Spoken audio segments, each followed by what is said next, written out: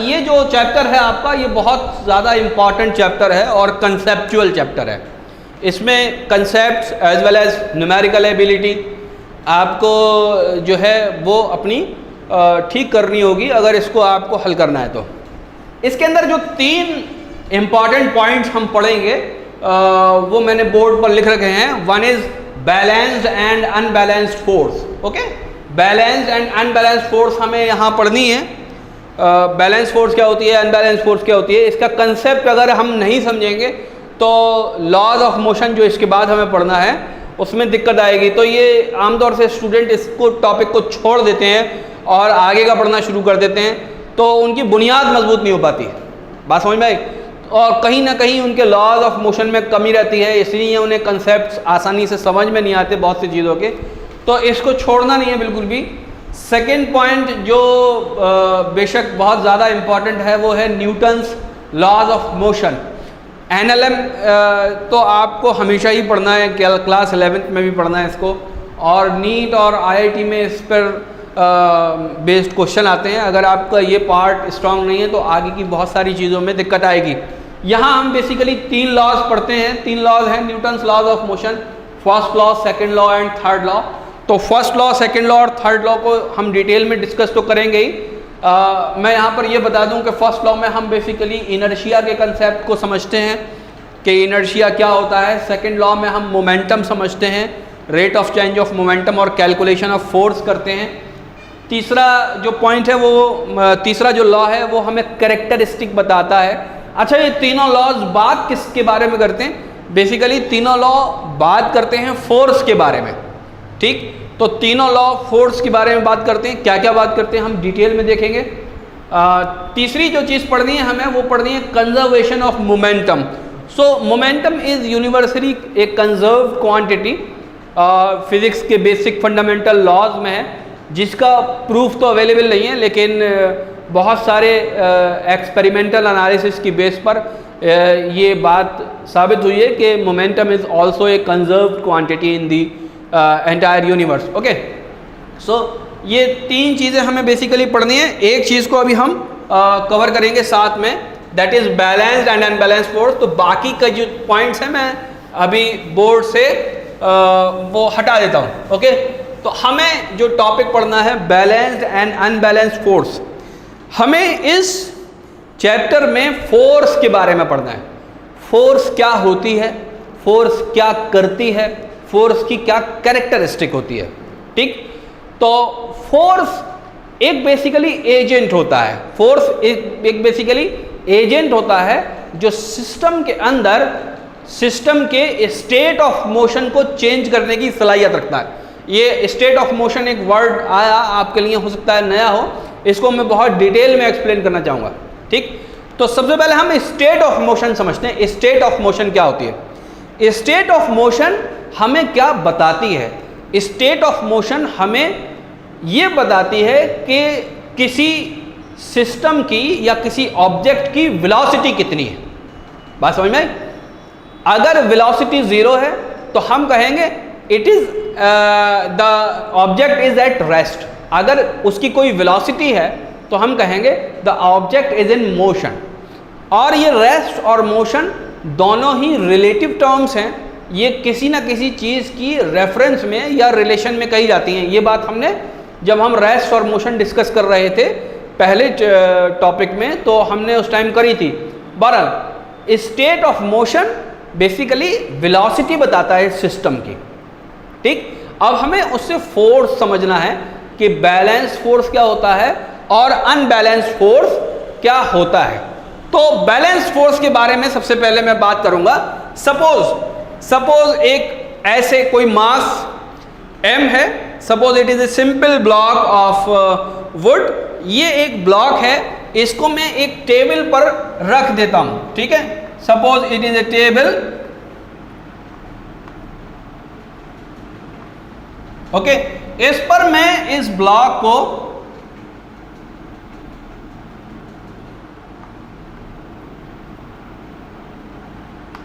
ठीक, ये टेबल पर मैंने इस ब्लॉक को रख दिया। अब आप मुझे ये बताइए कि इसकी वेलोसिटी कितनी है विद रिस्पेक्ट टू टेबल या ग्राउंड। तो इसकी जो वेलोसिटी है, इस डायरेक्शन में वेलोसिटी 0 है, इस डायरेक्शन में वेलोसिटी 0 है, इस डायरेक्शन में भी वेलोसिटी 0 है और इस डायरेक्शन में भी वेलोसिटी 0 है। किसी भी डायरेक्शन में इसकी कोई रिलेटिव वेलोसिटी नहीं है विद रिस्पेक्ट टू ग्राउंड या विद रिस्पेक्ट टू टेबल। ठीक, अब इसके ऊपर फोर्सेस कितनी लग रही हैं ये हम देखते हैं। तो इस ब्लॉक के ऊपर ग्राउंड एक फोर्स नीचे की डायरेक्शन में लगाता है जिसको फोर्स ऑफ ग्रेविटी कहते हैं या वेट कहते हैं, हम आगे पढ़ेंगे। तो फोर्स ऑफ ग्रेविटी में लिख देता हूं फिलहाल Fg। तो इस फोर्स के लगने के बाद तो इसको मूव करना चाहिए था, लेकिन ये एक रिजिड बॉडी पर रखा हुआ है टेबल पर। जिस टाइम ये फोर्स इसके ऊपर लगती है, टेबल भी इसके ऊपर उतनी ही एक force Fg exactly opposite direction में लगाता है। जब भी ऐसा होता है तो ये ऑब्जेक्ट ना तो ऊपर की तरफ मूव करता है ना नीचे की तरफ। क्यों मूव नहीं करता?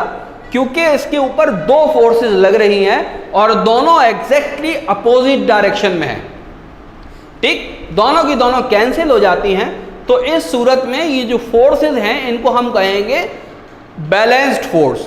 बैलेंस्ड फोर्स सिस्टम में जब भी लगेगी उसकी स्टेट ऑफ मोशन को चेंज नहीं करेगी, याद रखिएगा, स्टेट ऑफ मोशन को कभी भी चेंज नहीं करेगी।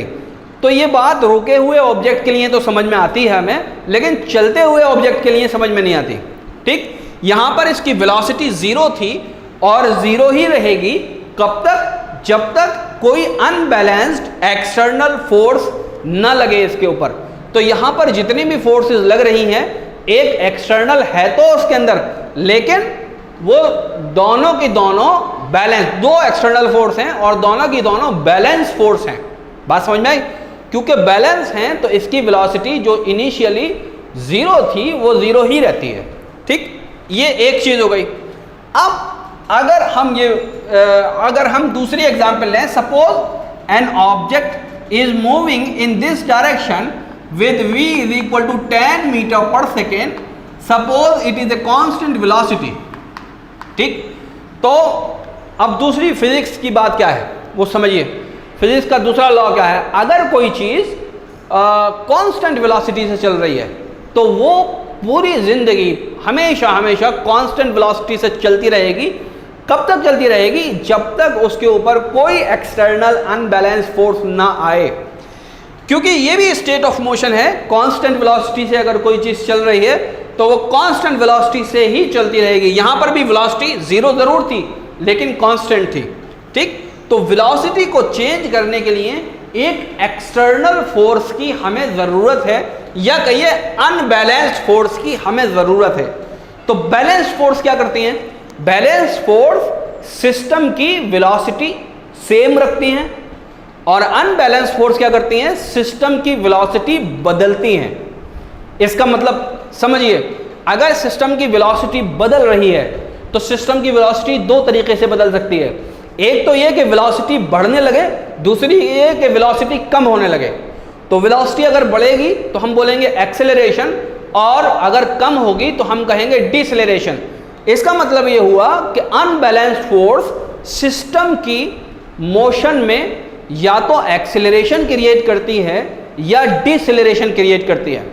तो unbalanced force create either acceleration or deceleration in the system, and the balanced force keep the same velocity of the system. ठीक, इस चीज को हम नोट कर लेते हैं और ये इंपॉर्टेंट पॉइंट है। Unbalanced force changes velocity of the system। इसका मतलब क्या हुआ? It creates either acceleration or retardation unbalance force या तो एक्सेलरेशन क्रिएट करेगी या रिटार्डेशन क्रिएट करेगी। अनबैलेंस फोर्स जब भी होगी सिस्टम की वेलोसिटी को बदलेगी। बात समझ में? चलते हुए ऑब्जेक्ट की वेलोसिटी अगर कांस्टेंट है तो उसको या तो बढ़ाएगी या घटाएगी, और अगर रुका हुआ ऑब्जेक्ट है तो उसको उसके अंदर एक्सेलरेशन क्रिएट करेगी। Unbalance force. बैलेंस फोर्स क्या करती है? बैलेंस फोर्स सिस्टम की वेलोसिटी इंटैक्ट पुरानी वाली कांस्टेंट और फिक्स रखती है, वो कभी भी वेलोसिटी को बदलती नहीं है। याद रखिएगा, किसी भी सिस्टम के अंदर अगर एक्सेलरेशन हो रहा है या रिटार्डेशन हो रहा है तो उसके अंदर हम बेसिकली एक्सटर्नल फोर्स लगा रहे हैं। Suppose you are travelling with 10 metre per second on your bike. आप 10 मीटर पर सेकेंड की रफ्तार से अपनी बाइक पर जा रहे हैं, कांस्टेंट वेलोसिटी है, तो आपकी बाइक के ऊपर लॉजिकली कोई फोर्स एक्सटर्नल नहीं लग रही है, और जितनी भी फोर्सेस एक्सटर्नल लग रही हैं वो सारी की सारी बैलेंस्ड हैं। ठीक, बात समझ में आई नहीं? क्योंकि एक फोर्स ऑफ फ्रिक्शन लग रही है जो एयर की वजह से, और आपके टायर जो रोड से सट कर चल रहे हैं उनके जरिए लग रही है, तो उतनी ही फोर्स इंजन फॉरवर्ड डायरेक्शन में लगा रहा है। बात समझ में आई? तो ये जब तक फोर्सेस बैलेंस रहती हैं, मोटरसाइकिल की वेलोसिटी या स्पीड कांस्टेंट रहती है, वो कभी बदलती नहीं है। अब आप क्या करते हैं? आप एक एक्सटर्नल फोर्स ब्रेक्स की लगाते हैं जो व्हील के बीच वाले हिस्से में लगती हैं। बात समझ में आई? ये जो ब्रेक है ये बेसिकली सिस्टम का पार्ट तो है, लेकिन जो फोर्स वो लगाता है वो in the opposite direction of the motion लगाता है हमेशा। अगर मोटरसाइकिल आगे चल रही है तो वो पीछे की तरफ लगाएगा, और पीछे चल रही है तो आगे की तरफ लगाएगा। कुल मिला के वो आपका जो पहिया जो घूम रहा है उसको रोकने की कोशिश करेगा। तो ब्रेक फोर्स हमेशा आउटसाइड टू दी सिस्टम मानी जाती है, और ये वेलोसिटी को कम करती है, यानी डिसेलेरेशन क्रिएट करती है। तो ये कौन सी फोर्स है? ब्रेक वाली फोर्स, ये बेसिकली अनबैलेंसिंग फोर्स है। इसी तरह से एक्सेलरेशन वाली फोर्स कौन सी फोर्स है? वो भी अनबैलेंस फोर्स है। जो भी फोर्स सिस्टम की वेलोसिटी को बदलेगी वो अनबैलेंस फोर्स है, याद रखिएगा, और वो सिस्टम के बाहर से मानी जाएगी। और जो फोर्स कुछ नहीं करती, सिस्टम की वेलोसिटी सेम रखती है, उसको हम क्या मानेंगे? बैलेंस फोर्स मानेंगे। ओके, तो ये कंसेप्ट है, इसको याद रखिएगा। Okay students, now we are in a position to discuss about 3 laws of motion which are also called as Newton's laws of motion। तो न्यूटन के 3 लॉ हैं, तीनों बहुत इंपॉर्टेंट हैं। इन तीनों को हम एक साथ डिस्कस करेंगे। इन तीनों के बारे में कंपैरिजन हम एक साथ करेंगे और बहुत ही क्विक रिव्यू करेंगे। तो यहाँ पर हम बहुत बड़ी बड़ी डेफिनेशंस की बात नहीं करने वाले, कंसेप्ट की बात करने वाले हैं। तो कंसेप्ट अगर आप समझे रहेंगे तो न्यूटन्स लॉज ऑफ मोशन ना आपके तैयार हो जाएंगे, बल्कि आप आगे के सवालात भी बहुत आराम से इस पे कर पाएंगे जो कंसेप्चुअल क्वेश्चन होते हैं। ठीक, तो हम शुरू करते हैं। 3 लॉ हैं। सबसे पहली बात, ये 3 लॉ किस फिजिकल क्वांटिटी के बारे में बात करते हैं हमसे, किस क्वांटिटी के बारे में हमसे डिस्कशन करते हैं? तो आंसर है ये तीनों लॉ हमसे फोर्स के बारे में बात करते हैं। बात समझ में आई? फोर्स इज ए क्वांटिटी जिनके बारे में ये तीनों लॉ हमसे डिस्कशन करते हैं कि फोर्स क्या होती है, कैसे कैलकुलेट करते हैं, उसकी कैरेक्टरिस्टिक क्या होती है। ठीक, तो सबसे पहला लॉ हमें क्या बताता है? सबसे पहला लॉ हमें डेफिनीशन बताता है। डेफिनीशन ऑफ फोर्स हमें पहला लॉ बताता है। This is stated by first law. ठीक, अभी तक आपने इनर्शिया के बारे में पढ़ा होगा कि पहला लॉ तो इनर्शिया के बारे में अगर बात करता है, ये डेफिनेशन के बारे में कह रहे हैं। तो मैं एक स्टाइल में आपको बताना चाह रहा हूँ जिससे आपको कंसेप्ट क्लियर होगा। तो इनर्शिया की बात भी करेंगे हम। सबसे पहले डेफिनेशन ऑफ फोर्स को या फोर्स को डिफाइन करना सिखाता है हमें पहला लॉ। दूसरा लॉ हमसे किस चीज़ के बारे में बात करता है? दूसरा लॉ कहता है हमसे कैलकुलेशन ऑफ फोर्स। तो पहला लॉ हमें फोर्स के बारे में बताएगा कि फोर्स क्या होती है। दूसरा लॉ फोर्स को कैलकुलेट करना बताएगा हमें कि फोर्स को कैसे कैलकुलेट कर सकते हैं हम। तो calculation of force will be stated और given by second law of motion. Third law क्या कहता है? थर्ड लॉ कहता है कि कैरेक्टरिस्टिक ऑफ फोर्स। तो तीसरा लॉ फोर्स की खासियत बताता है कि फोर्स हमेशा जब भी लगती है पेयर्स में लगती है। बात समझ में आई? तो कैरेक्टरिस्टिक ऑफ फोर्स के बारे में थर्ड लॉ ऑफ मोशन बताएगा। अब पहले लॉ के बारे में हम डिस्कशन करते हैं। स्टेटमेंट पहला लॉ का क्या है? A body at rest will remain at rest, a body at motion will remain at motion until and unless an external force is applied to it। बात समझ में आई? क्या कह रहा है पहला लॉ? कह रहा है कि एक बॉडी अगर स्टेट ऑफ मोशन अगर उसकी रेस्ट है तो वो रेस्ट में ही रहेगी। ए बॉडी अगर उसकी स्टेट ऑफ मोशन में है, उसकी कुछ वेलोसिटी है, तो उसकी वेलोसिटी बदलेगी नहीं, वो स्टेट ऑफ मोशन में ही रहेगी। कब तक रहेगी? जब तक एक एक्सटर्नल अनबैलेंस फोर्स आप अप्लाई नहीं करेंगे। ठीक, तो फोर्स की डेफिनेशन कैसे पता लगी? तो फोर्स को हम डिफाइन कर सकते हैं। तो फोर्स एक ऐसी क्वांटिटी है जो चीज़ों के स्टेट ऑफ मोशन को बदलती है। बात समझ में? चीज़ों के स्टेट ऑफ मोशन को बदलने का मतलब है कि चीज़ों के अंदर एक्सेलरेशन या रिटार्डेशन क्रिएट करती है। ठीक, तो फोर्स को हम यहां पर लिख सकते हैं, therefore force is an agent which changes state of motion. तो फोर्स वो एजेंट है। कौन सी फोर्स? अभी इसके बारे में बात नहीं कर रहे। इलेक्ट्रोस्टैटिक फोर्स है, मैग्नेटिक फोर्स है, ग्रेविटेशनल फोर्स है, कॉन्टैक्ट फोर्स है, नॉन कॉन्टैक्ट फोर्स है, फ्रिक्शनल फोर्स है, उसके बारे में हम बात नहीं कर रहे। हम ये कह रहे हैं कोई सी भी फोर्स ऑब्जेक्ट्स के अंदर क्या ला सकती है? कौन सी force? Basically unbalance force objects के अंदर या तो एक्सेलरेशन लाएगी या रिटार्डेशन लाएगी, यानी कि उनके स्टेट ऑफ मोशन को वो बदल देगी। दूसरी बात, ये तो फोर्स की डेफिनेशन हो गई ना। ऐसी कौन सी प्रॉपर्टी है ऑब्जेक्ट्स के पास जो उनकी स्टेट ऑफ मोशन को बदलने नहीं देती बिना फोर्स लगे? तो पता ये चलेगा कि हमने उसका नाम रखा है इनर्शिया। इनर्शिया एक वो प्रॉपर्टी है बॉडी की जो उसकी वेलोसिटी को जब तक नहीं बदलने देती जब तक कि कोई एक्सटर्नल फोर्स ना लगे। ठीक, इनर्शिया आता कहाँ से भाई? इनर्शिया कौन सी चीज़ को दर्शाता है या बताता है ऑब्जेक्ट्स की? तो पता ही चलता है इनर्शिया उस बॉडी का ज़्यादा होगा जिसका मास ज़्यादा होगा। बात समझ में? जिसका मास ज़्यादा है उसको रोकना भी मुश्किल है, उसको चलाना भी मुश्किल है। ठीक, तो inertia is a measure of mass. तो वो प्रॉपर्टी जो कि चीज़ों को स्टेट ऑफ मोशन बदलने नहीं देती वो है इनर्शिया। कब तक? जब तक कोई एक्सटर्नल अनबैलेंस फोर्स अप्लाई ना की जाए।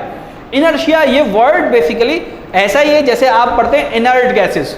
तो इनर्ट गैसेस भी खुद से रिएक्शन नहीं करती। आप लोगों ने सुना होगा ये वर्ड इनर्ट गैसेस, जैसे हीलियम है, ओके, वो खुद से कभी रिएक्शन नहीं करती। तो इनर्ट गैस, इनर्ट जो वर्ड है उसी से इनर्शिया बना है। इसका मतलब क्या है कि खुद से कभी भी चेंज नहीं आएगा। बात समझ में आई? कब तक नहीं आएगा? जब तक कोई एक्सटर्नल अनबैलेंस फोर्स नहीं लगेगी। किस चीज़ में चेंज नहीं आएगा? स्टेट ऑफ मोशन में चेंज नहीं आएगा। So this is good enough explanation for Newton's first law of motion. Now second law is, second law हमें क्या बताता है? सेकेंड लॉ हमें कैलकुलेशन ऑफ फोर्स बताता है। बात समझ में आई? सेकेंड लॉ हमें फोर्स, पहले लॉ में हमने ये पढ़ लिया कि फोर्स क्या होती है। Force basically state of motion को चेंज कर देती है। तो सेकेंड लॉ बेसिकली हमें कैलकुलेशन बताता है। कैलकुलेशन को समझने से पहले हमें एक क्वांटिटी को समझना पड़ेगा और वो है मोमेंटम। मोमेंटम क्या होता है? तो मोमेंटम बेसिकली किस चीज़ को हमें बताता है? तो मोमेंटम भी हमें इनर्शिया की तरह ये बताता है कि किस बॉडी को रोकने के लिए हमें कितनी एक्सटर्नल फोर्स की ज़रूरत है। ठीक, रोकने के लिए, तो रोकने का मतलब वो चीज़ चल रही है, चल रही है का मतलब उसके पास कोई वेलोसिटी है। ठीक, हम ये मान लें कि किसी बॉडी का मास m है और उसकी वेलोसिटी v है और एक पर्टिकुलर डायरेक्शन में वो चल रही है, तो मोमेंटम क्या। ठीक, तो किसी चीज़ को अगर हमें रोकना है, फॉर एग्जांपल चलती हुई चीज़ को हमें रोकना है, तो हम ये देखेंगे कि उसके पास दो प्रॉपर्टी हैं, एक है मास और एक है वेलोसिटी। जिसका मास बहुत ज़्यादा है उसको रोकना भी मुश्किल है और जिसकी वेलोसिटी बहुत ज़्यादा है उसको भी रोकना मुश्किल है। सपोज एक ट्रक की बात करते हैं, सपोज एक ट्रक 1 मीटर पर सेकंड की रफ्तार से चल रहा है। ठीक, एक ट्रक है और वो इस डायरेक्शन में 1 मीटर पर सेकंड की वेलोसिटी से चल रहा है। इसको हमें स्टॉप करने के लिए इधर से एक फोर्स लगानी पड़ेगी, वो बहुत ज़्यादा होगी क्योंकि इसका मास बहुत ज़्यादा है। बात समझ में आया नहीं? इसकी वेलोसिटी तो बहुत कम है लेकिन मास इसका बहुत ज़्यादा है, इसलिए हमें जो फोर्स लगानी पड़ेगी वो बहुत ज़्यादा होगी। इसके बिलमुकाबिल एक छोटी सी ब्लड ले लें जो कि इस डायरेक्शन में चल रही है, इसका मास हार्डली फॉर एग्जांपल 10 ग्राम ही सही, लेकिन ये 500 मीटर पर सेकंड की रफ्तार से इधर चल रही है, तो इसके लिए जो हमें इसको रोकने के लिए जो फोर्स लगानी पड़ेगी वो भी बहुत ज़्यादा होगी। जो बेसिकली आपने देखा होगा कार की विंडशील्ड्स होती हैं जो ब्लड प्रूफ होती हैं, तो वो फोर्स लगाती हैं। तो इसका मास बहुत कम है लेकिन फिर भी इसकी वेलोसिटी क्योंकि बहुत ज़्यादा है, तो इसको रोकने के लिए भी हमें ज़्यादा फोर्स लगाना पड़ेगा। तो इन दोनों के पास बेसिकली एक क्वांटिटी है जो कि product of mass and velocity है, वही बेसिकली क्वांटिटी रिस्पॉन्सिबल है कि हम कितनी फोर्स लगाएंगे इनको रोकने के लिए। That is basically momentum. ठीक, तो here we can define momentum.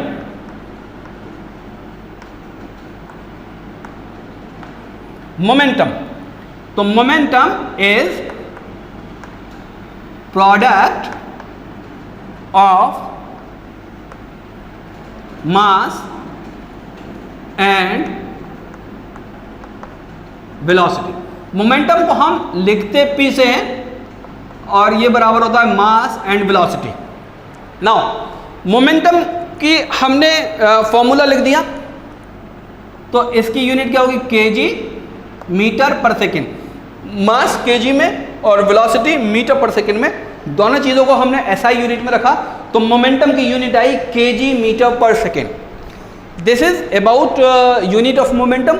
Now momentum quantity कैसी है, स्केलर है या वेक्टर है, तो इसका जवाब हमें राइट हैंड साइड वाली चीज़ें मिल देंगी।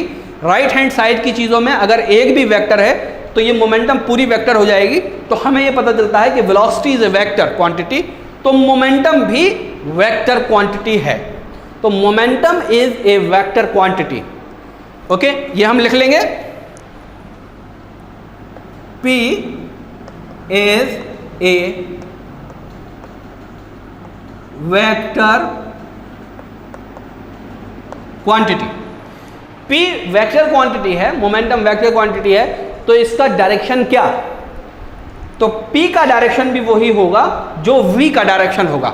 तो जिस डायरेक्शन में ऑब्जेक्ट वेलोसिटी से, जिस वेलोसिटी से चल रहा है, उस ही डायरेक्शन में उसका मोमेंटम भी होगा और मोमेंटम की unit KG metre per second होगी अगर मास केजी में है और वेलोसिटी मीटर पर सेकेंड में है।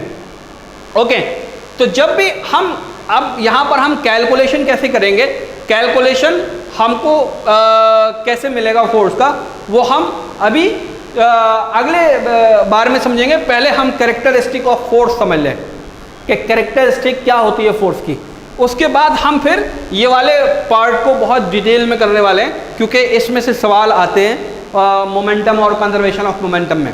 तो कैलकुलेशन बेसिकली क्या होता है उसके बारे में थोड़ी सी बात ये करेंगे कि फोर्स का कैलकुलेशन हमें कैसे मिलेगा। तो पता ये चला यहाँ पर हमको एक क्वांटिटी मिलती है जो कि फोर्स, जिसका हम डिस्कशन करने वाले हैं। Force is directly proportional to rate of change of momentum. जब भी हम फोर्स लगाते हैं तो सिस्टम की वेलोसिटी बदल जाती है, ये हम पहले लॉ में देख चुके हैं। तो जब वेलोसिटी बदलेगी तो मोमेंटम भी बदलेगा, मोमेंटम बदला तो चेंज ऑफ मोमेंटम हुआ, ये चेंज होने में कुछ टाइम लगेगा, उस टाइम से हम डिवाइड कर देंगे। तो ये जो फोर्स हम लगाकर मोमेंटम को चेंज कर रहे हैं वो फोर्स डायरेक्टली प्रोपोर्शनल होगी rate of change of momentum से। तो change of momentum is directly proportional to the force. तो फोर्स हम ऐसे कैलकुलेशन करते हैं, फिर उसका जो फॉर्मूला बन के आता है मास और एक्सेलरेशन की टर्म्स में, उसको हम नेक्स्ट लेक्चर में अभी डिटेल में डिस्कस करेंगे। अभी आप कैरेक्टरिस्टिक ऑफ फोर्स समझिए। यहाँ पर कैरेक्टरिस्टिक ऑफ फोर्स क्या होती है? तो कैरेक्टरिस्टिक ऑफ फोर्स हमसे ये कहती है कि फोर्स जब भी लगती है हमेशा पेयर में लगती है, ठीक? तो force is always in pairs. इसका मतलब क्या है? इसका मतलब ये है, suppose this is mass m, इसके ऊपर अगर मैं एक फोर्स F लगाऊं तो क्या होता है कि ये मास भी मेरे ऊपर, मैं अपनी फिंगर से इसके ऊपर फोर्स लगा रहा हूं इस डायरेक्शन में, तो ये भी मेरी फिंगर पर उतनी ही फोर्स लगाएगा लेकिन अपोजिट डायरेक्शन में। Okay, suppose it is the wooden block, मैंने इसके ऊपर इस डायरेक्शन में एक फोर्स F लगाई, तो ये भी इसी जगह पर मुझे इस डायरेक्शन में F लगाता है। अगर मैं 1 न्यूटन की फोर्स इस डायरेक्शन में लगाता हूं तो ये ब्लॉक भी रेस्पॉन्स में 1 न्यूटन की फोर्स अपोजिट डायरेक्शन में लगाता है, ठीक? तो इसका स्टेटमेंट क्या है? To each and every action, action क्या है जो मैंने दिया, there is an equal and opposite reaction, ये इक्वल फोर्स अपोजिट डायरेक्शन में मुझे देता है। एक बहुत ख़ास बात है जो यहाँ समझनी है आपको, वो ये है कि यहाँ पर ये मुझे जो रिएक्शन में फोर्स दे रहा है, इसके लिए इसका ज़रूरी नहीं है कि ये मूव करे या रोका रहे, ठीक? देखिए, आप एक पहाड़ पर अपनी थंब से फोर्स लगाते हैं, समझिए बात को, एक बहुत बड़ा पहाड़ है, ठीक है, और आप यहाँ खड़े हुए हैं और इस पर फोर्स लगा रहे हैं इस डायरेक्शन में। याद रखिएगा, जब हम इसको इस डायरेक्शन में फोर्स लगाते हैं तो ये मूव करता है क्या? ये मूव नहीं करता। यहाँ पर इसकी जो वेलोसिटी है वो 0 आती है, लेकिन जब मैं छोटी चीज़ पर, सपोज इस चौक पर फोर्स लगाता हूँ तो ये ऐसे करके मूव करने लगती है। तो क्या ये चौक फोर्स नहीं लगा रही और वो पहाड़ फोर्स लगा रहा है, या भारी कोई रॉक है वो फोर्स लगा रही है, ये चौक नहीं लगा रही? तो याद रखिए, ये law, third law of motion है, ये दोनों के ऊपर एप्लीकेबल है। हल्का ऑब्जेक्ट हो चाहे भारी ऑब्जेक्ट हो, चाहे वो हमारे फोर्स लगाने से मूव करे या ना करे, वो रिएक्शन में फोर्स ज़रूर लगाएगा। ये सबसे ज़्यादा इंपॉर्टेंट पॉइंट है, क्योंकि इसकी वजह से स्टूडेंट्स को काफ़ी कन्फ्यूज़न होता है।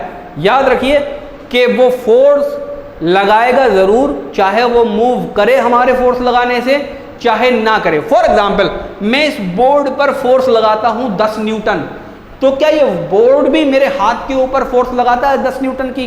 तो आंसर है यस। जब भी मैं फोर्स लगाता हूँ किसी ऑब्जेक्ट पे, वो मूव करे या मूव ना करे, इस पर डिपेंड नहीं करता, रिएक्शन में वो उतनी ही इक्वल और अपोजिट फोर्स जरूर लगाएगा। ओके, तो ये पॉइंट नोट करिए। Second law of motion discuss करते हैं। So students, now we are here to discuss about mathematical formulation of second law of motion. तो सेकेंड लॉ ऑफ मोशन का मैथमेटिकल फॉर्मुलेशन देखेंगे। एग्जैक्ट यही topic इसी heading के साथ लिखा हुआ है एनसीईआरटी में। तो इस टॉपिक में बेसिकली हम करते क्या है, इसमें हम कैलकुलेशन करते हैं फोर्स का, या फोर्स को हम कैलकुलेट करना सीखते हैं, ठीक? तो इसको हम देख लेते हैं कि मैथमेटिकल फॉर्मुलेशन कैसे करते हैं या कैलकुलेशन कैसे करते हैं फोर्स का, ठीक? सपोज एक कोई ऑब्जेक्ट है जिसका मास m है, ओके? और वो एक कांस्टेंट वेलोसिटी से चला जा रहा है। ठीक, तो लॉ क्या कहता है, फर्स्ट लॉ क्या कहता है कि फर्स्ट लॉ ये कहता है जब तक कोई एक्सटर्नल फोर्स नहीं लगाएंगे इसकी वेलोसिटी में कोई बदलाव नहीं आएगा, ये हमेशा सेम वेलोसिटी से चलेगा। ठीक, तो इसकी कोई वेलोसिटी है इस डायरेक्शन में u वेलोसिटी है। ठीक, हमने क्या किया, एक एक्सटर्नल फोर्स यहां पर लगाना शुरू करी F। ठीक, और इस फोर्स को हम लगाते गए और ये आगे चलता चला गया और यहाँ पर आकर हमने इसकी वेलोसिटी मेजर करी तो वो u से बदलकर v हो गई थी। बात समझ में? जस्ट अगर हमने उसी डायरेक्शन में एक फोर्स और लगा दी है एक्सटर्नल फोर्स तो यकीनन वेलोसिटी बढ़ जाएगी। और ये फोर्स हम यहाँ से लेकर यहाँ तक जो लगाते गए, यहाँ पर टाइम बीता t। ठीक, यहाँ पर टाइम t बीत गया तो t टाइम में F फोर्स ने m मास के ऑब्जेक्ट की वेलोसिटी u से चेंज कर v कर दी। ठीक, फिर से नोट करिएगा, m मास के ऑब्जेक्ट की इनिशियल वेलोसिटी u से v कर दी इस फोर्स ने t टाइम में। ठीक, तो सेकेंड लॉ ऑफ मोशन क्या कहता है कि rate of change of momentum is directly proportional to this force. ठीक, इसको हम कैसे लिखेंगे, सपोज यहां का जो इनिशियल मोमेंटम है, initial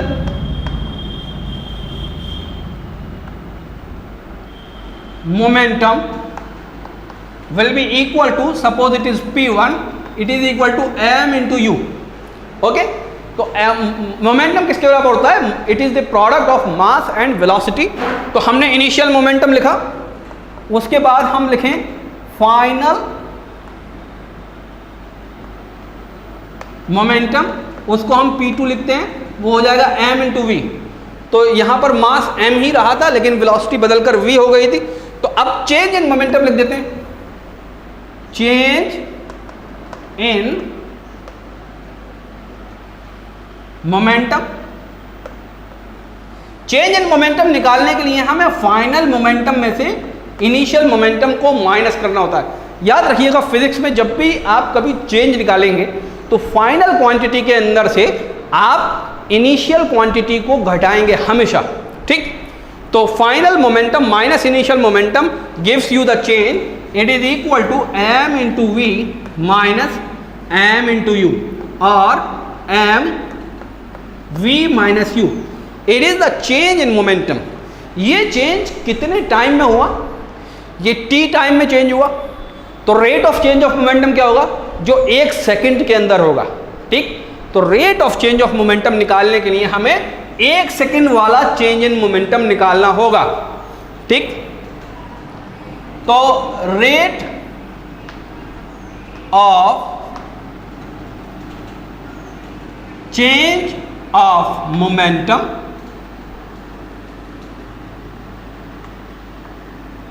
will be equal to m v minus u upon t। बात समझ में? v minus u upon t हम जानते हैं ये एक्सेलरेशन होगा and it is mass into acceleration.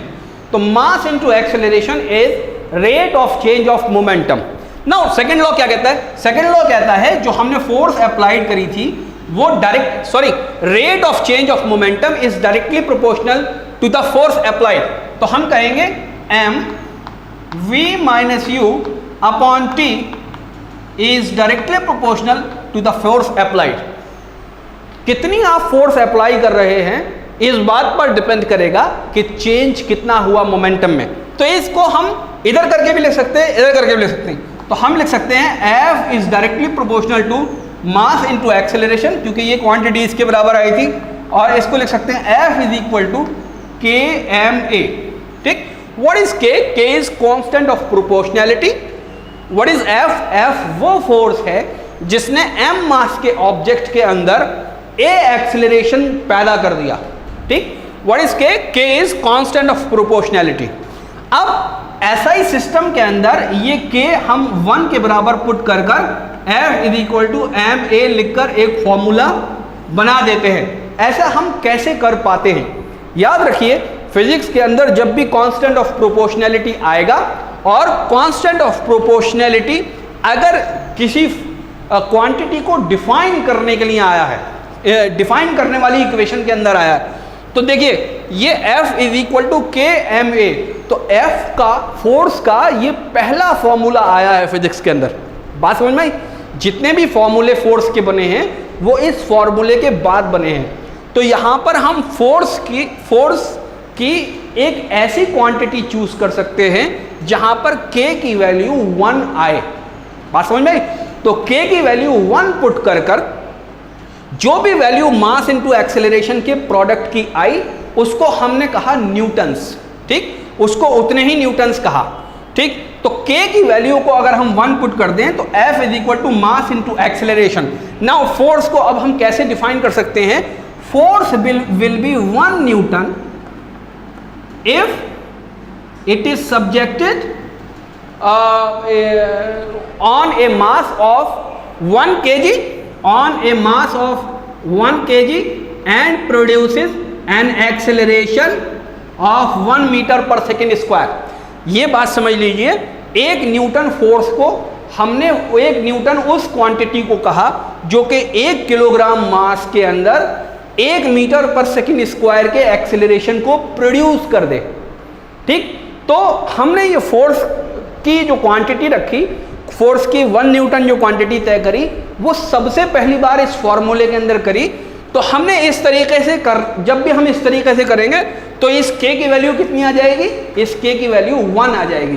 तो इस तरह से हम इस कांस्टेंट ऑफ प्रोपोर्शनैलिटी को 1 लिख सकते हैं। ओके, तो F is equal to ma is basically definition of force. यहां से हम डेफिनेशन पता कर सकते हैं, लेकिन ये सेकेंड लॉ ऑफ मोशन नहीं है। सेकेंड लॉ ऑफ मोशन ये है जो मैंने लिखा है, rate of change of momentum is directly proportional to the applied force is basically this is second law of motion and this is definition of force. इस calculation के जरिए हम डेफिनेशन पता कर सकते हैं और इस पर्टिकुलर मैथमेटिकल एक्सप्रेशन के जरिए हम सेकेंड लॉ ऑफ मोशन लिख सकते हैं। ओके, लिख लीजिए इसको।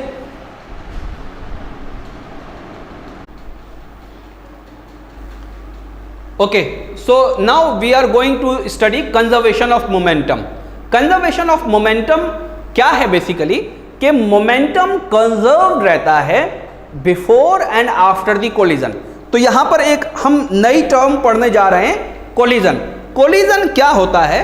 कोलिजन अगर 2 बॉडीज के बीच में कोई रिलेटिव मोशन है, यानी रिलेटिव वेलोसिटी है, और वो किसी पॉइंट पर आके टकराते हैं तो उनकी वेलोसिटी टकराने की वजह से बदल जाती है।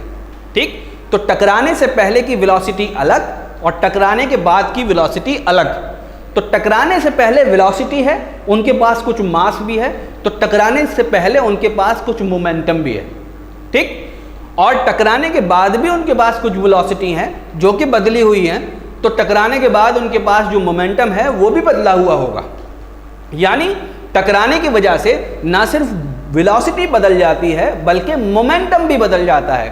तो कोलिजन से पहले का मोमेंटम और कोलिजन के बाद का मोमेंटम ये कंजर्व्ड होता है, और ये फिजिक्स का फंडामेंटल बेसिक लॉ है कि momentum is conserved in the absence of any external force. अगर कोई एक्सटर्नल फोर्स नहीं है तो मोमेंटम कंजर्व्ड होता है, यानी चेंज नहीं होता during the before and after the collision. Okay, तो इस चीज़ को करने के लिए हम एक एग्जाम्पल लेते हैं और उसको लिखते हैं, समझते हैं कि कैसे ये मोमेंटम कंजर्व रहता है और बराबर रहता है। ठीक, suppose we are taking 2 objects. Suppose this is first object, suppose it is A. Okay, it is moving in this direction with some initial velocity UA. It is having mass A. Okay, इसकी velocity की ही line में एक दूसरा object चल रहा है जो है B, और इसकी वेलोसिटी है आपकी UB, इसका मास है MB। हम ये मान लेते हैं let UA is greater than UB, क्योंकि ये वेलोसिटी ज्यादा है तो किसी टाइम पर किसी जगह पर जाके ये दोनों मासेस या ये दोनों ऑब्जेक्ट टकराएंगे, तो हम ये तय करते हैं सपोज ये यहां पर टकराते हैं, ठीक, this is A and this is B, A and B, ठीक है, इसका मास है ma और इसका मास है mb, और ये टकराव जो है ये t सेकेंड्स के लिए होता है फॉर एग्जाम्पल, ठीक। तो it is a collision period, collision period को हम t लिखते हैं फॉर एग्जाम्पल, यहां पर कोलिजन हुआ, कोलिजन के बाद क्या होगा कि इनकी जो वेलोसिटीज थी ua और ub ये बदल जाएंगी। ये क्यों बदल जाएंगी ये अभी हम देखेंगे, ठीक। और जब ये आगे पहुंचते हैं तो हम दोबारा ऑब्जर्व करते हैं इनकी वेलोसिटी, तो अब हम फाइनल वेलोसिटी के लिए अपना नोमेनक्लेचर लेटर्स बदल देते हैं, u की जगह हम v लिख लेते हैं, ठीक। तो ये va वेलोसिटी से चलने लगा और b जो है vb वेलोसिटी से चलने लगा। इनके मासेस में अलबत्ता कोई बदलाव नहीं आया, ma और mb ही रहे, ठीक। अब देखिए ये बिफोर द कोलिजन, ये कोलिजन और ये आफ्टर द कोलिजन, तो ये चीज हम लिख लेते हैं। ये फिगर कब की है, ये बिफोर कोलिजन की है, ये at the time of collision t seconds के लिए हुआ, और ये आफ्टर द कोलिजन। अब ध्यान से देखिए,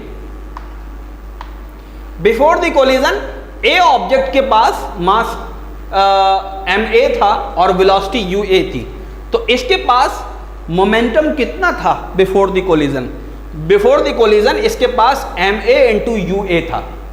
यहां कोलिजन हुआ और कोलिजन के बाद यहां पर जो वेलोसिटी आई, सॉरी यहां पर जो इसका मोमेंटम आया वो आया ma va, ma में तो कोई बदलाव नहीं आया, लेकिन इसकी वेलोसिटी ua से चेंज होकर va हो गई। तो वेलोसिटी कोलिजन की वजह से बदली और वेलोसिटी बदलने की वजह से मोमेंटम भी बदला। तो ध्यान से देखिए, कोलिजन से पहले का मोमेंटम और कोलिजन से बाद का मोमेंटम इस ए ऑब्जेक्ट का बदल गया। कितनी देर में बदला, t सेकेंड्स में बदला। तो there is a change in velocity, then there is a change in momentum, then there is a rate of change of momentum. तीनों बातें हुई। अच्छा बी का देखते हैं। बी का कोलिजन से पहले मास था mb और वेलोसिटी थी ub, कोलिजन हुआ उसके बाद इसकी वेलोसिटी vb हो गई, मास में कोई बदलाव नहीं आया। कोलिजन से पहले इसका मोमेंटम mb था, वेलोसिटी ub थी, कोलिजन हुआ, वेलोसिटी ub से चेंज होकर vb हो गई, तो वेलोसिटी बदल गई। तो बिफोर द कोलिजन मोमेंटम था इसका mb ub और आफ्टर द कोलिजन इसका मोमेंटम हो गया mb vb, तो मोमेंटम बदल गया इसका। तो दोनों ऑब्जेक्ट का मोमेंटम बिफोर द कोलिजन और दोनों ऑब्जेक्ट का मोमेंटम आफ्टर द कोलिजन हम देखते हैं कि बदला हुआ है। बात समझ में आई या नहीं? तो अगर हम ये प्रूफ कर दें कि इन दोनों को मिला के हम एक सिस्टम बोलते हैं, इन दोनों को बिफोर द कोलिजन, तो इन दोनों का मोमेंटम हम यहां पर जोड़ दें और इन दोनों का मोमेंटम हम यहां पर जोड़ दें, और बिफोर द कोलिजन दोनों का मोमेंटम और आफ्टर द कोलिजन दोनों का मोमेंटम अगर हम जोड़कर बराबर साबित कर दें, तो इसका मतलब कोलिजन की वजह से मोमेंटम पर कोई फर्क नहीं पड़ा, यानी मोमेंटम कंजर्व्ड है। तो हमको यह प्रूफ करना है। ओके, तो आगे हम लिखते हैं इसको, इन सारी चीजों को। Okay, consider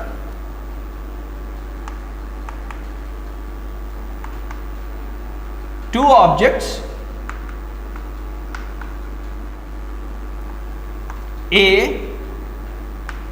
and B having mass ma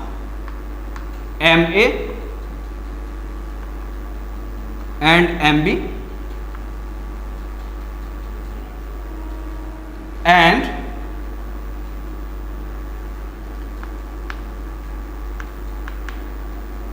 velocities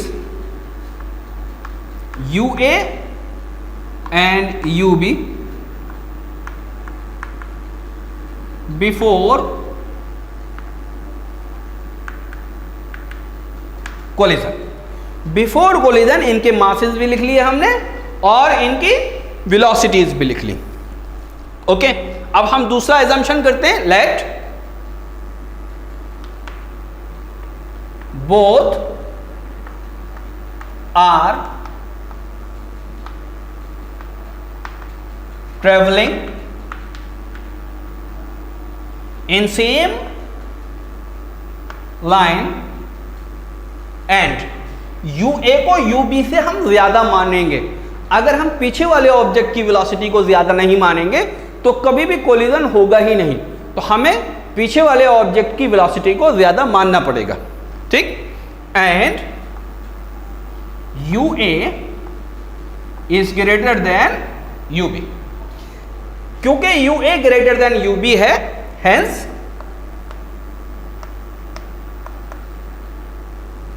there will be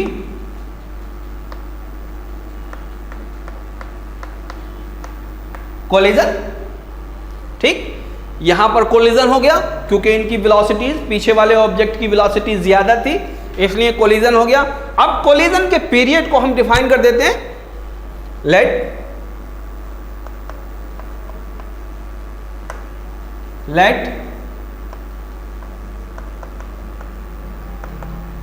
collision period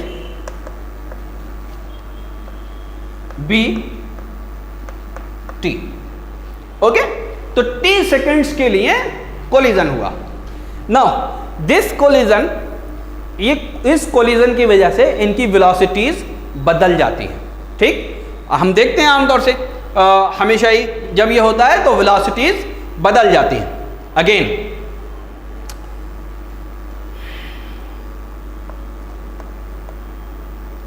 because of collision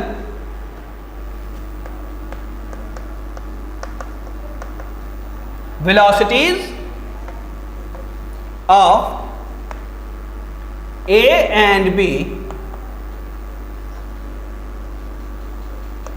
changes to VA and VB respectively. तो कोलिजन की वजह से इनकी वेलोसिटीज बदल जाती हैं। तो बेसिकली कोलिजन की वजह से नहीं बदलती बल्कि Newton's third law of motion की वजह से बदलती है। ठीक है, it is a property of mass. अब होता क्या है, यहां वेलोसिटी UA थी और यहां वेलोसिटी VA हो गई, वेलोसिटी बदली। तो वेलोसिटी कब बदली है? वेलोसिटी यहां बदली है, ध्यान से समझिएगा।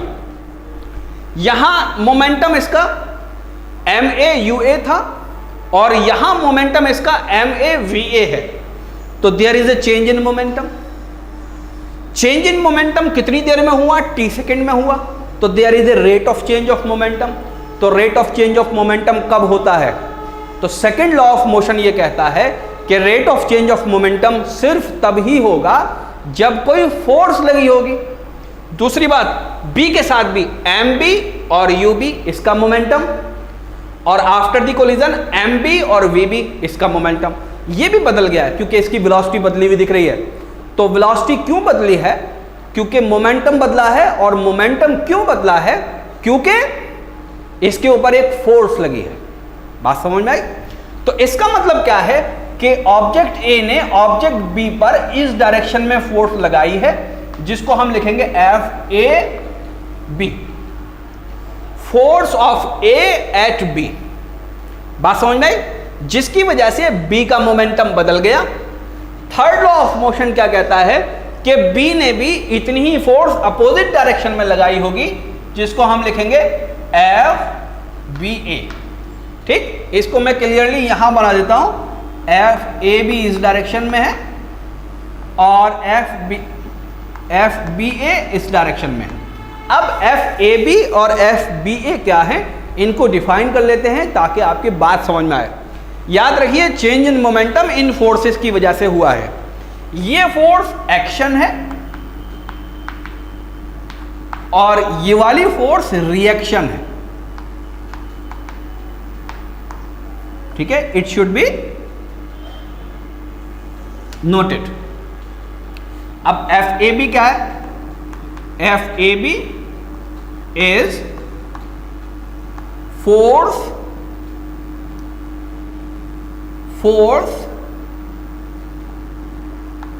बाई ए एट बी, ठीक, इट इज ये एक्शन वाली फोर्स है, और एफ बी ए क्या है? Is force by B at A. तो जब भी हम कभी लिखते हैं पहला लेटर तो क्या होगा? बाई, और दूसरा लेटर क्या होगा? एट। तो ये हमको बाई बताएगा और ये हमको एट बताएगा, ठीक है। फॉर एग्जाम्पल यहां पर हमने ऐसी टर्मिनोलॉजी इस्तेमाल करी है, ओके। अब हम सेकेंड लॉ ऑफ मोशन के जरिए इन फोर्सेस को लिखते हैं। ये फोर्सेस हैं किसके बराबर? ध्यान से सुनिए, एफ ए बी, तो ए बी का मतलब क्या है? By A at B. तो ये फोर्स ए ऑब्जेक्ट बी पर लगा रहा है, एफ ए बी, तो बी पर लगा रहा है, तो बी का मोमेंटम चेंज करेगा, ये बात समझ में आई? और एफ बी ए कौन सी फोर्स है? बी लगा रहा है ए पर, तो ये ए का मोमेंटम चेंज करेगा। तो change in momentum is responsible because of this force F B A, ठीक। तो हम change in momentum of A लिखते हैं now by second law of motion. Second law of motion का मतलब Newton second law of motion, ठीक। बार बार Newton word हम ना लिखना अवॉइड करते हैं, तो खाली हम सेकेंड लॉ ऑफ मोशन लिख देते हैं।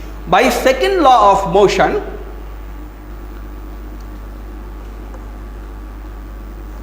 Rate of change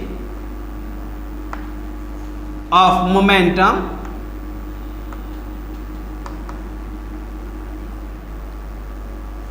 of A is equal to rate of change of momentum. क्या होगा? Collision momentum after the collision minus momentum before the collision. तो हम इसको लिख लेते हैं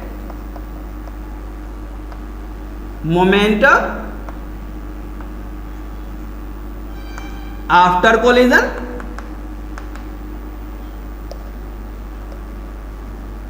minus momentum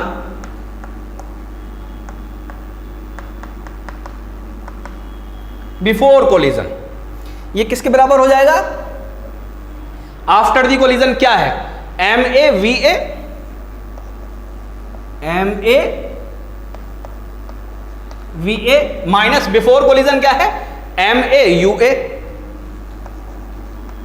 M A U A. यहां पर हम एम ए को कॉमन ले लेते हैं और ये हो जाएगा वी ए माइनस यू ए।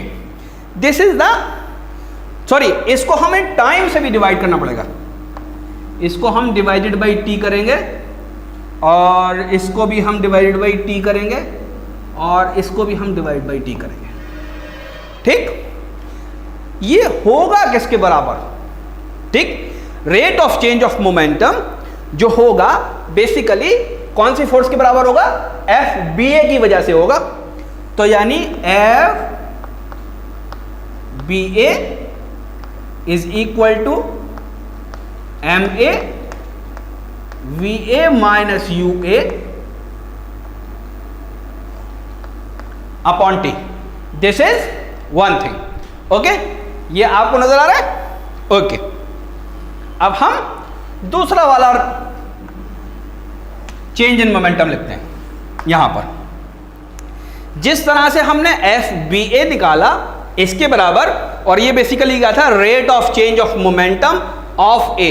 इसी तरह से हम rate of change of momentum of B निकाल लें तो वो किसके बराबर आएगा? एफ ए बी के बराबर आएगा।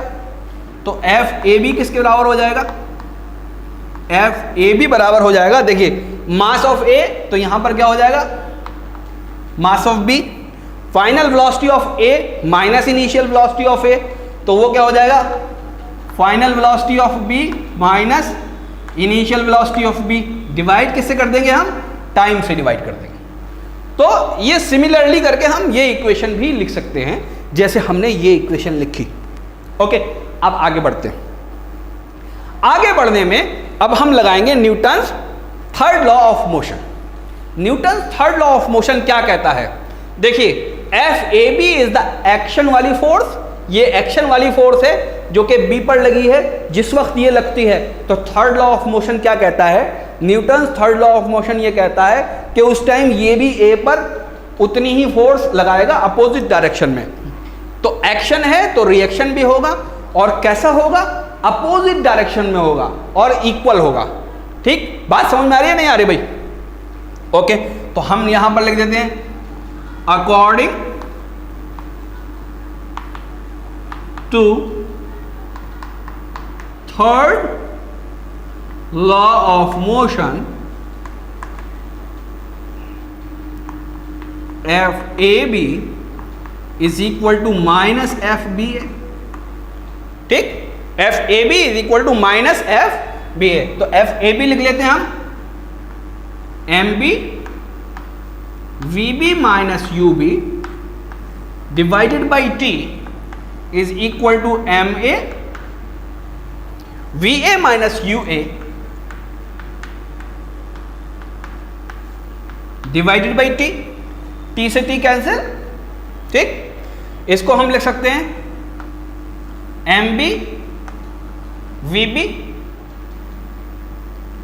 Minus M B U B is equal to M A V A minus M A U A. बात समझ में आई? अब देखिए ध्यान से, B वाली क्वांटिटीज एक जगह है और U वाली क्वांटिटीज एक जगह है, और कैसी है, ये डिफरेंस के साथ है।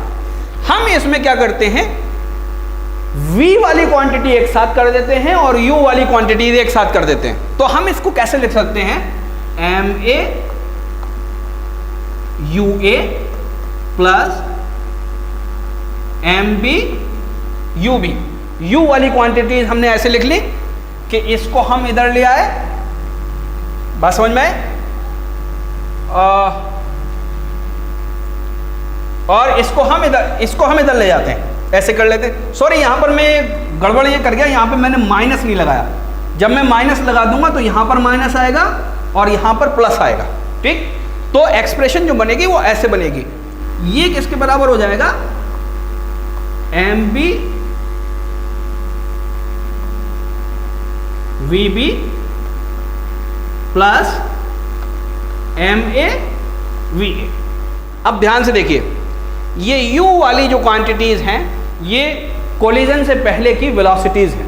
ठीक, इनको इनके मासेस से मल्टीप्लाई कर दिया गया, तो ये ऊपर की जो क्वांटिटी है ये basically momentum of A before the collision, momentum of B before the collision, ये दोनों अगर हमने जोड़ दी तो ये momentum of system before the collision है। क्या चीज़ है, momentum of system before the collision.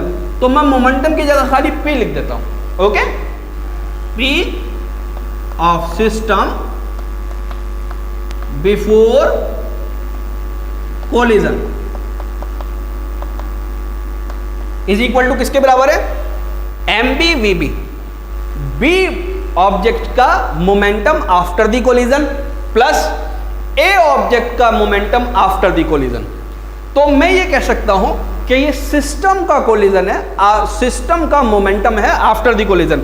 तो momentum of system before collision is equal to momentum of system after collision. ठीक, तो आपने ये देखा कि कोलिजन के पहले का मोमेंटम सिस्टम का कोलिजन के बाद के मोमेंटम के बराबर होता है। और इस पूरे में एक चीज हमने की कि हमने कोई एक्सटर्नल फोर्स अप्लाई नहीं की। तो in the absence of external unbalanced force, if the momentum of the system before the collision is equal to the momentum of the system after the collision, then this is known as conservation of momentum. तो तो इसका मतलब क्या है, momentum बदला नहीं है, और मोमेंटम क्योंकि बदला नहीं है तो हम ये कह सकते हैं मोमेंटम इज कंजर्व्ड। ठीक, तो ये वाला जो फॉर्मूला है आपका, ये याद रखिएगा, इस पर अक्सर सवाल आता है। इसके अंदर हमने पहले सेकंड लॉ ऑफ मोशन लगाया और फिर हमने थर्ड लॉ ऑफ मोशन लगाया। तो इसका आप स्क्रीनशॉट ले लीजिए।